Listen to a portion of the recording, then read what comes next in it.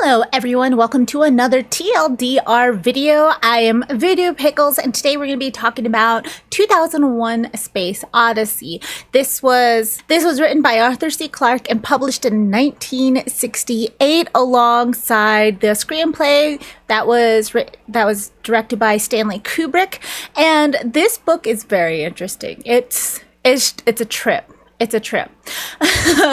This one, what I took from this book is it is a life cycle of an alien type life form. The beginning of the book starts with a black crystal being sent to Earth, and this black crystal is able to go into the minds of the pre-man humanoids that are there on Earth that are struggling to survive. We are introduced to their struggle and how they're all dying out, and this crystal slab is able to put things in their head to make sure that they understand that they can use tools and survival tactics and all of that stuff, and they start taking in the information and using it to survive and thrive.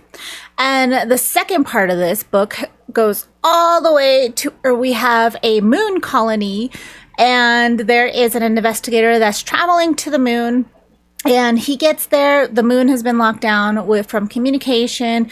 Everybody's quarantined. People think that it's some type of virus or illness that is happening, and he's taken to this large crystal slab that is larger than the one we met in the first part that is on the moon, and it has been excavated, and then once the moon turns and the sun hits the crystal slab, it releases some type of energy, radio waves that can be traced back to around Jupiter.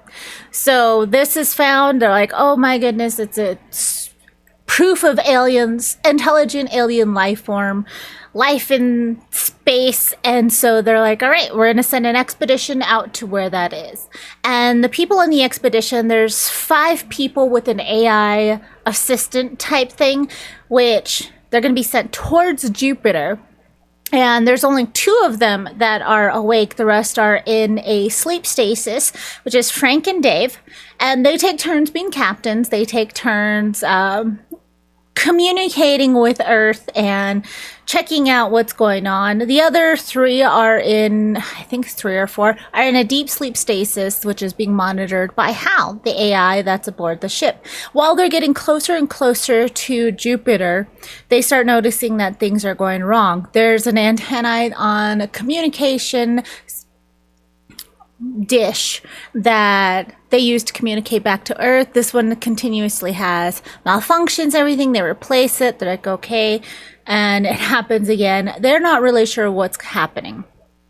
And Dave is noticing that Hal is acting weird. Hal is starting to ask him psychological questions that he's just like, there's no reason for it.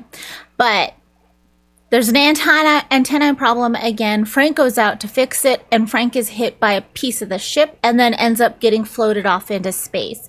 So he's gone. There's no extra air for him. There's no way for him to survive. Dave is trying to deal with that while still maintain the ship, and then he notices that the other people that are in the deep sleep stasis are killed off, and he's like, all right, Hal has gone rogue. And he tries to defeat Hal by going into his memory banks and pulling out his I don't know what exactly it's called. I guess his circuit boards, his CPU types of pulling those out so he can stop what he's doing.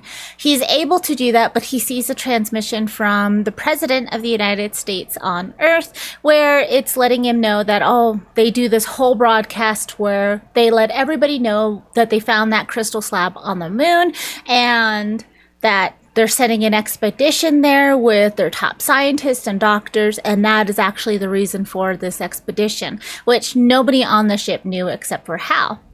And they're losing air, but they get close to one of the moons by Jupiter, and that's where there is another crystal slab that's communicating with the slab on the moon. So that's the source that they're looking for.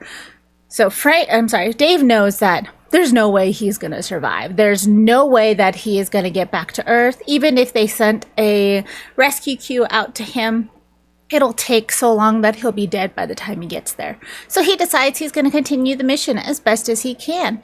So he gets into an escape pod, goes towards the crystal slab, and the crystal slab on this moon on Jupiter is said to have been taller than the tallest skyscrapers on Earth. So he goes towards it, and then it opens up, and he realizes it's a gateway. So he flies right into it, and then he's taken through this psychedelic type of trip where he travels all throughout space and sees all of these different alien type things, ends up on a planet where he walks into a hotel room. The hotel room is like, okay, he just does his normal things. He thinks he's kind of going crazy, and he's like, all right, well, I'm going to die. I'm just going to take a nap. He eats, he takes a nap. And then while he's laying down, he realizes that there is actually an alien life form that put these crystal slabs into place to guide a species into intelligence enough that they can come find him, and then it turns them into one of them. All of his memories, consciousness, everything goes into this being like a hive mind, and it releases him back off into space to go start the process over on a different planet with a different life form, which is pretty ridiculous. It's a really good book. That is a very brief synopsis, and I think that it was very well written. I enjoyed the book way more than I enjoyed the movie. I did watch the movie afterwards, but the book just seems to have a little bit more. It does more with the empty space than the movie does. But is it a totes or nope?